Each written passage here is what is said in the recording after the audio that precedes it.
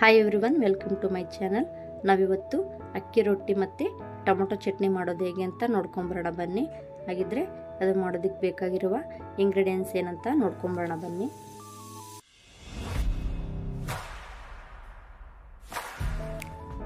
ನಾನಿಲ್ಲಿ ಫಸ್ಟು ಅಕ್ಕಿ ರೊಟ್ಟಿಗೆ ರೆಡಿ ಮಾಡ್ಕೊತಾ ಇದ್ದೀನಿ. ನಾನು ಒಂದು ಲೋಟ ನೀರು ತೊಗೊಂಡಿದ್ದೀನಿ. ನಾನು ಈ ಕಪ್ ಅಳತೆಯಲ್ಲಿ ಒಂದು ಲೋಟ ನೀರು ತೊಗೊಂಡಿದ್ದೀನಿ.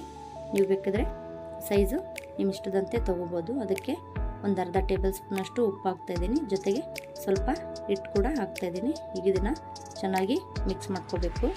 ಈ ರೀತಿ ಮಿಕ್ಸ್ ಮಾಡಿ ನೀರು ಚೆನ್ನಾಗಿ ಕುದಿಯೋದಕ್ಕೆ ಬಿಡಬೇಕು. ನೋಡ್ಬೋದು, ಇಲ್ಲಿ ನೀರು ಚೆನ್ನಾಗಿ ಕುದೀತಾ ಇದೆ.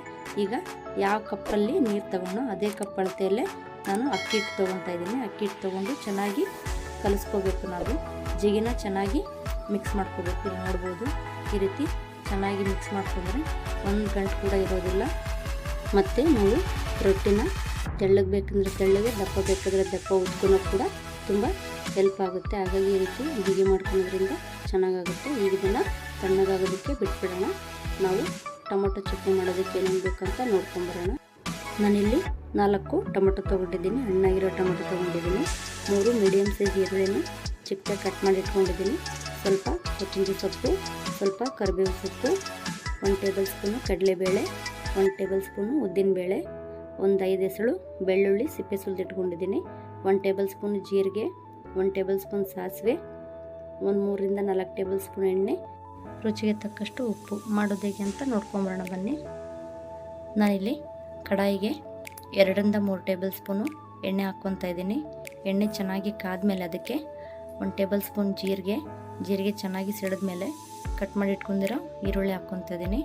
ಸ್ವಲ್ಪ ಈರುಳ್ಳಿ ಕಲರ್ ಚೇಂಜ್ ಆಗೋವರೆಗೂ ಫ್ರೈ ಮಾಡ್ಕೋಬೇಕು.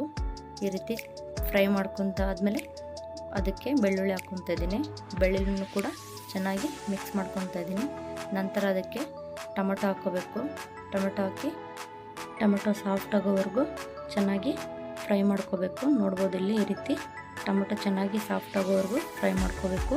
ಈಗಿಲ್ಲಿ ನಾನು ಟೊಮೊಟೊ ಜಲ್ದಿ ಸಾಫ್ಟ್ ಆಗಲಿ ಅಂತಂದೇಳಿ ಅರ್ಧ ಟೇಬಲ್ ಸ್ಪೂನ್ ಉಪ್ಪು ಹಾಕ್ಕೊತಾ ಇದ್ದೀನಿ. ಉಪ್ಪು ಹಾಕೋದ್ರಿಂದ ಟೊಮೊಟೊ ಜಲ್ದಿ ಸಾಫ್ಟ್ ಆಗುತ್ತೆ. ಇಲ್ಲಿ ನೋಡ್ಬೋದು, ಚೆನ್ನಾಗಿ ಸಾಫ್ಟ್ ಆಗಿದೆ. ಈಗ ಇದಕ್ಕೆ 1 ಟೇಬಲ್ ಸ್ಪೂನು ಖಾರದ ಪುಡಿ, ಸ್ವಲ್ಪ ಕೊತ್ತಂಬರಿ ಹಾಕಿ ಇನ್ನೊಂದ್ಸಲ ಚೆನ್ನಾಗಿ ಮಿಕ್ಸ್ ಮಾಡ್ಕೊತಾ ಇದ್ದೀನಿ.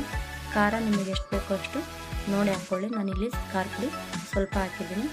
ಈಗ ಇದನ್ನು ನಾವು ತಣ್ಣಗಾಗೋದಕ್ಕೆ ಬಿಟ್ಬಿಡೋಣ. ನಾವು ಫಸ್ಟಿಗೆ ಮಾಡ್ಕೊಂಡಿರೋ ಜಿಗಿ ಈಗ ಸ್ವಲ್ಪ ತಣ್ಣಗಾಗಿದೆ. ಅದನ್ನು ನಾವೀಗ ಚೆನ್ನಾಗಿ ನಾದ್ಕೋಬೇಕು. ಜಿಗಿ ಪೂರ್ತಿ ತಣ್ಣಗಾಗಿರಬಾರ್ದು, ಸ್ವಲ್ಪ ಬಿಸಿ ಇರಬೇಕು.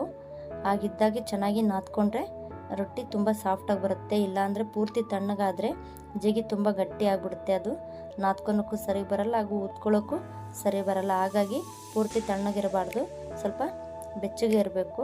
ಇಲ್ಲಿ ನೋಡ್ಬೋದು, ಈ ರೀತಿ ಹಿಟ್ಟನ್ನ ಚೆನ್ನಾಗಿ ನಾದ್ಕೋಬೇಕು ಕೈಯಲ್ಲಿ. ನೋಡ್ಬೋದು, ಇಲ್ಲಿ ಈ ರೀತಿ ಚೆನ್ನಾಗಿ ನಾದ್ಕೋಬೇಕು. ನಾನೀಗ ಚೆನ್ನಾಗಿ ನಾದ್ಕೊಂಡಿದ್ದೀನಿ. ನೋಡ್ಬೋದು, ಇಲ್ಲಿ ಈಗ ಇದನ್ನು ಲಟ್ಟಿಸ್ಕೊಳ್ಳೋಣ. ನಾನಿಲ್ಲಿ ಇನ್ನೊಂದು ಸಲ ನಾದ್ಕೊತಾ ಇದ್ದೀನಿ. ಈ ರೀತಿ ನೋಡ್ಬೋದು, ಇಲ್ಲಿ ಈ ರೀತಿ ಇನ್ನೊಂದು ಸಲ ಚೆನ್ನಾಗಿ ನಾದ್ಕೋಬೇಕು. ನೀವಿಲ್ಲಿ ನೋಡ್ಬೋದು, ಹಿಟ್ಟಲ್ಲಿ ಯಾವುದೇ ರೀತಿ ಗಂಟು ಕೂಡ ಇಲ್ಲ. ಹಿಟ್ಟು ತುಂಬ ಸಾಫ್ಟಾಗಿ ಕಾಣಿಸ್ತಾ ಇದೆ. ನೋಡ್ಬೋದು, ಇಲ್ಲಿ ಈಗ ನಿಮಗೆ ರೊಟ್ಟಿ ಯಾವ ಸೈಜಲ್ಲಿ ಬೇಕೋ ಆ ಸೈಜ್ ಅಷ್ಟು ಆಗೋಷ್ಟು ಹಿಟ್ಟನ್ನ ತೊಗೊಂಡ್ಬಿಟ್ಟು ಅದನ್ನು ಈ ರೀತಿ ರೌಂಡ್ ಶೇಪ್ ಮಾಡಿಕೊಂಡು ಈಗ ಅದಕ್ಕೆ ಸ್ವಲ್ಪ ಅಕ್ಕಿ ಹಿಟ್ಟು ಹಾಕ್ಕೊಂಡು ಅದನ್ನು ಚೆನ್ನಾಗಿ ಲಟ್ಟಿಸ್ಕೋಬೇಕಾಗುತ್ತೆ. ಇಲ್ಲಿ ನೋಡ್ಬೋದು, ಈ ರೀತಿ ಚೆನ್ನಾಗಿ ಲಟ್ಟಿಸ್ಕೋಬೇಕಾಗುತ್ತೆ. ಇನ್ನು ಯಾರೆಲ್ಲ ನನ್ನ ಚಾನಲ್ಗೆ ಸಬ್ಸ್ಕ್ರೈಬ್ ಆಗಿಲ್ಲೋ ಪ್ಲೀಸ್ ಸಬ್ಸ್ಕ್ರೈಬ್ ಮಾಡ್ಕೊಳ್ಳಿ. ಈಗ ನಾನು ಪೂರ್ತಿಯಾಗಿ ಲಟ್ಟಿಸ್ಕೊಂಡಿದ್ದೀನಿ.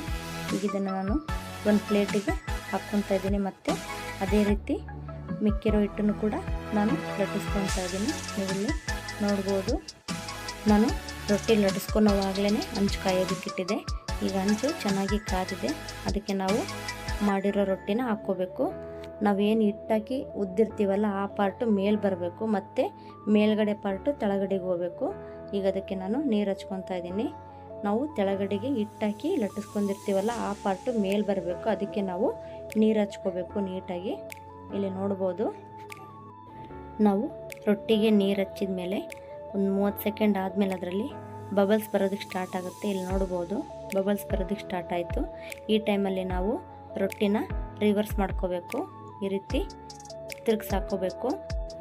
ತಿರುಗಿಸಾಕಿದ್ಮೇಲೆ ಮತ್ತೆ 30 ಸೆಕೆಂಡ್ ಆದಮೇಲೆ ನಾವು ರೊಟ್ಟಿನ ಮತ್ತೆ ರಿವರ್ಸ್ ಮಾಡ್ಕೋಬೇಕು. ಇಲ್ಲಿ ನೋಡ್ಬೋದು, ಈ ರೀತಿ ರಿವರ್ಸ್ ಮಾಡ್ಕೋಬೇಕು. ಈ ರೀತಿ ಮಾಡೋದ್ರಿಂದ ರೊಟ್ಟಿ ಚೆನ್ನಾಗಿ ಉಬ್ಬಿ ಬರುತ್ತೆ. ನೋಡ್ಬೋದು ಇಲ್ಲಿ ಅಕ್ಕಿ ರೊಟ್ಟಿ ಯಾವ ರೀತಿ ಚೆನ್ನಾಗಿ ಉಬ್ಬಿ ಬರ್ತಾ ಇದೆ ಅಂತ.